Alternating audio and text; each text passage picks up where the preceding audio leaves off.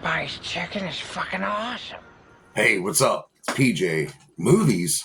Talking about movies. PJ's movie time. You watch too many movies, kid. I don't know who said it, but like a few years back, I heard somebody say if you watch more than 75 movies in your lifetime, you don't have a life or whatever. And I'm going to call on that bullshit right there. All right. Sometimes watching movies might save your life. Did you hear me? Show you right. Who knows? Well, I had a hard day. I'm going to go watch Clerks. I just got shot in the hip earlier. I had to get surgery. I'm going to watch. I'm going to watch Gulliver's Travels. Whatever the hell you're into. I'm going to watch Scream 4 for the 14th time. What? Movies might get you through your day. Might get you through your week. Might even get you through the rest of your life. But here at PJ's Movie Time, we like reviewing movies and we like having fun doing it. All right, bitches. Okay. My daughter's always wondering, why are you always insulting your fan base? I'm like, they seem to like it. I mean, no one's ever said, how dare you call me a bitch? How dare you call me But I say it with love. I mean it with all my heart. But here we go. PJ's Movie Time. Today we are reviewing an Adam Sandler movie. Haven't done it yet. Last week I gave you 5 choices. We gave you a choice of a Little Nicky. Was it Waterboy? I now pronounce you Chuck and Larry. Chuck and Chill. That wasn't in there. You didn't put that on the list. Oh.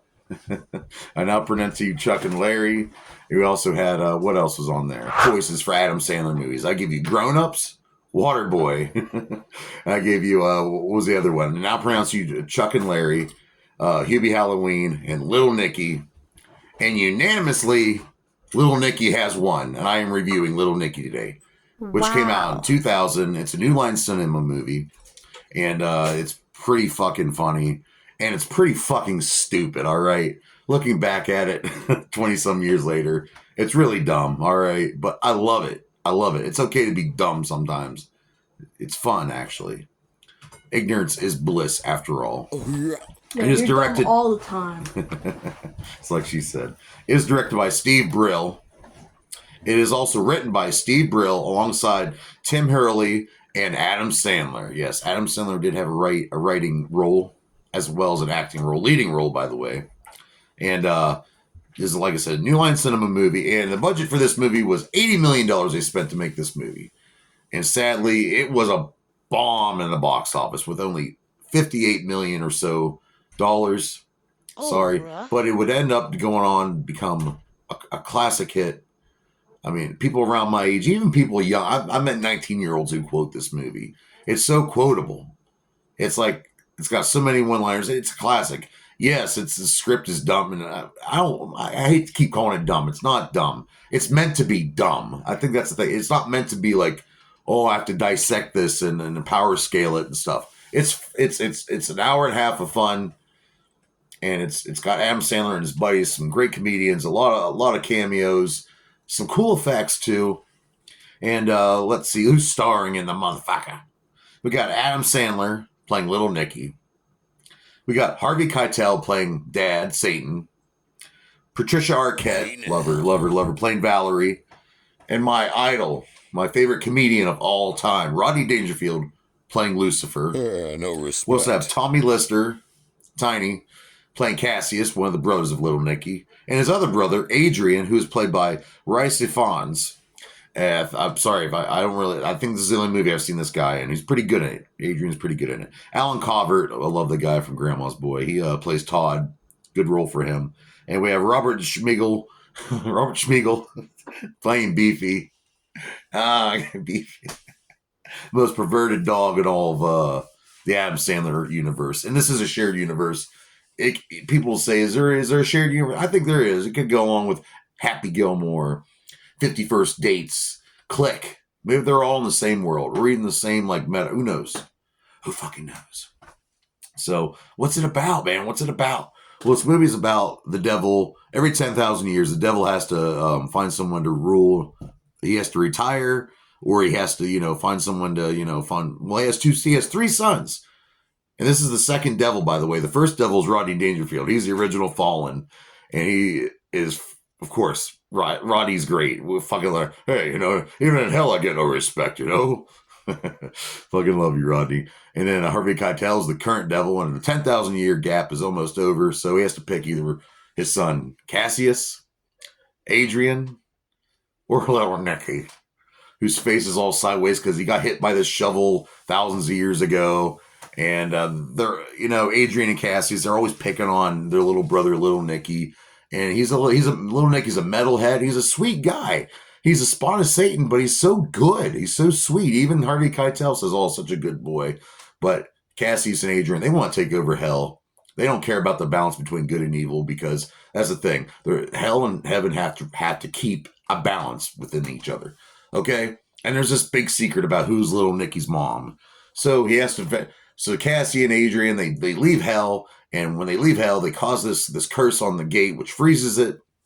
No new souls can come in, which makes the devil start, since he's the devil in power, he starts to crumble and fall apart. So little Nicky, he has to go up there and talk his brothers into drinking from this flask, which will trap them inside so they can go back through the portal at the same time to undo what's happening.